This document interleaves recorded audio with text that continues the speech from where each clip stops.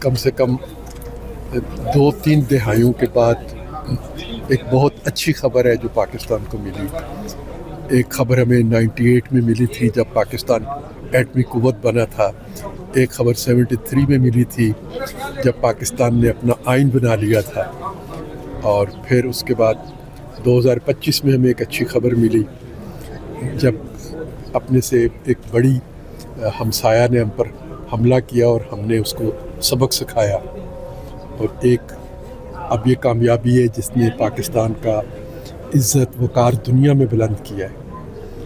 تو اس پہ سب پاکستانی خوش ہیں, میں بھی خوش ہوں.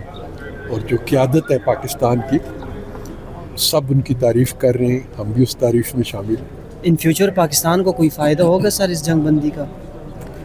کہ پاکستان نے ایک اصول کے لیے اپنا کردار ادا کیا ہے. یہ اصولوں کے لیے جب کردار ادا کیے جاتے ہیں تو اس میں فائدہ نہیں دیکھا جاتا, اس میں نقصان نہیں دیکھا جاتا. یہ فائدے نقصان سے زیادہ بڑے حصول ہوتے ہیں, مقصد دیکھے جاتے ہیں. امن دنیا میں قائم ہو, امن ہمارے خطے میں قائم ہو, ہمارے ملک کے اندر امن ہو, اس کی کوئی قیمت نہیں ہے اور اس کا معاوضہ بھی نہیں مانگا. نہ معاوضہ مانگنا چاہیے نہ مانگا ہے پاکستان. افغانستان اور پاکستان کے درمیان سیز فائر ہونا چاہیے.